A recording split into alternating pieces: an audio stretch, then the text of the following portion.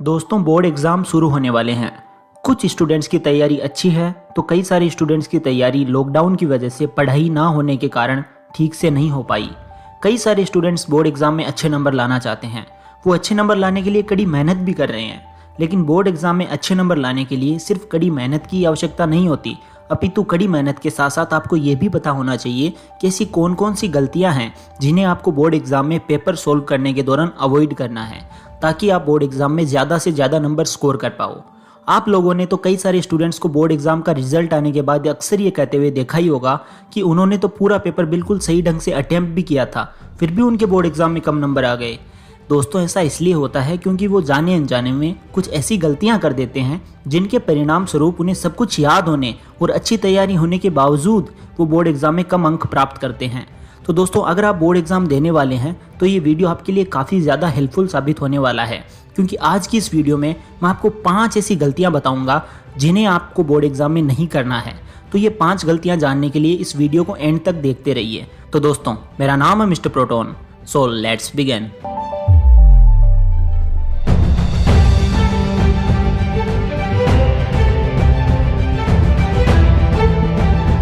दोस्तों, tip number 1, hand writing. दोस्तों, hand writing board exam में अच्छे नंबर लाने के लिए बहुत ज़्यादा ज़रूरी है। मैं ये नहीं कह रहा कि आपकी हैंड राइटिंग बिल्कुल मोतियों जैसी होनी चाहिए, लेकिन हाँ, आपकी हैंड राइटिंग ऐसी तो होनी ही चाहिए कि कोई भी इंसान उसको ईजिली पढ़ सके। आप एग्जामिनर के नज़रिए से सोचो, उनके पास कई सारी कॉपियाँ चेक होने के लिए आती है। मान लो आपकी कॉपी से पहले वो अच्छी हैंड राइटिंग वाले स्टूडेंट की कॉपी चेक कर चुका है, और अब अगर आपकी गंदी हैंडराइटिंग वाली कॉपी उसके सामने आती है जिसमें बहुत सारी काटा छांटी हो रखी है, तो वो आपको कैसे नंबर देगा? डेफिनेटली वो आपके नंबर काट लेगा। इसलिए आपको अपनी हैंडराइटिंग पर ध्यान देना है। कॉपी में ज़्यादा काटा छांटी नहीं करनी और टू द पॉइंट आंसर लिखना है। और हाँ, अगर हो सके तो आप हर आंसर के बाद लाइन खींच सकते हो।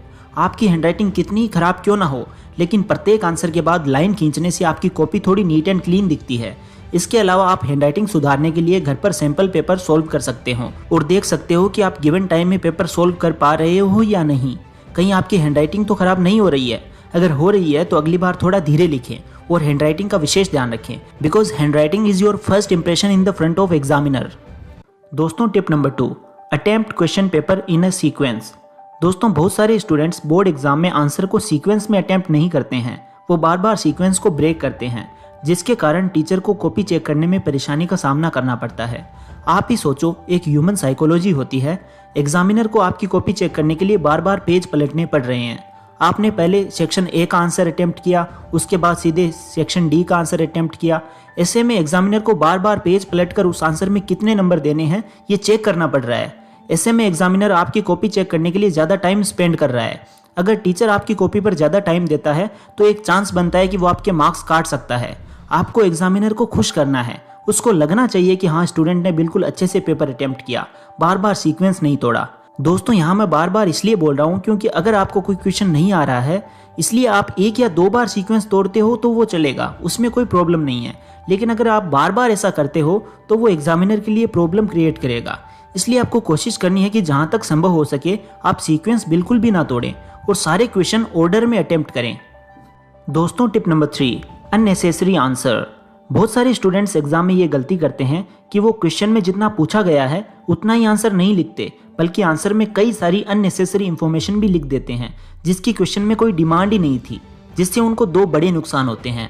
पहला तो ये कि उनका कई सारा समय बर्बाद हो जाता है, और दूसरा, वो एग्जामिनर द्वारा अपने आंसर में गलती निकालने का डोमेन इंक्रीज कर देते हैं। अगर आप एक्स्ट्रा वर्ड्स लिखते हो तो टीचर को वो एक्स्ट्रा वर्ड्स भी पढ़ने पड़ते हैं, और हो सकता है कि उन एक्स्ट्रा वर्ड्स में उसे कोई गलती मिल जाए और वो आपके मार्क्स काट ले। इसलिए जितना पूछा गया है आंसर में उतना ही जवाब दें। अब आप मुझसे ये पूछ सकते हो कि भैया कौन से क्वेश्चन का कितना लंबा आंसर लिखें, तो इसका जवाब मैं आपको एक लाइन में दे रहा हूँ। Length of the answer is directly proportional to the marks of the question. जितने नंबर का क्वेश्चन है उतना लंबा आंसर आपको लिखना है। अगर क्वेश्चन 5 मार्क्स का है तो एग्जामिनर चाहता है कि आप उसका एक डिटेल्ड आंसर लिखो। बोर्ड एग्जाम में आपसे जितना पूछा गया है उतना ही आंसर लिखो। ज़्यादा एक्स्ट्रा वर्ड लिखने में आपका ही नुकसान है। दोस्तों, tip number 4, note reading question properly. दोस्तों, अक्सर विद्यार्थी एग्जामिनेशन हॉल में घबरा जाते हैं और हड़बड़ाहट के साथ पेपर सॉल्व करना शुरू करते हैं, जिसका परिणाम ये रहता है कि वो क्वेश्चन को जल्दी जल्दी पढ़ते हैं और क्वेश्चन में पूछा कुछ और है और वो कुछ और लिखकर आ जाते हैं, जिससे उनका पूरा आंसर रॉन्ग हो जाता है। इसलिए क्वेश्चन को प्रॉपरली पढ़ना है और उसके बाद ही आंसर लिखना है। दोस्तों टिप नंबर 5, पेपर जमा करने से पहले क्रॉस चेक नहीं करना। कई बार समय की कमी की वजह से स्टूडेंट्स ये गलती कर देते हैं, इसलिए आपको ध्यान में रखना है कि आप अपना पेपर 10 मिनट पहले ही कंप्लीट कर लो, ताकि आपको कॉपी चेक करने का समय मिल जाए और अगर कोई माइनर मिस्टेक हुई हो तो पेपर सोल्व करने के दौरान आप उसे सुधार सको। अगर आप मेरे द्वारा बताई गई इन सारी बातों को पेपर सोल्व करने के दौरान ध्यान में रखते हो तो निश्चित तौर पर आप अपने बोर्ड एग्जाम में अच्छे नंबर प्राप्त करोगे। दोस्तों यहाँ पर मेरा काम खत्म होता है और आपका काम शुरू होता है। मेरे द्वारा बताई गई सारी बातों को अपने बोर्ड एग्जाम में आपको फॉलो करना है और इस वीडियो के नीचे कमेंट करके बताना है कि आपने अपने एग्जाम में कितना स्कोर किया। और मैं गारंटी देता हूं कि अगर आप इन सारी बातों को फॉलो करोगे तो आप अपने बोर्ड एग्जाम में अच्छे से अच्छे मार्क्स स्कोर कर पाओगे।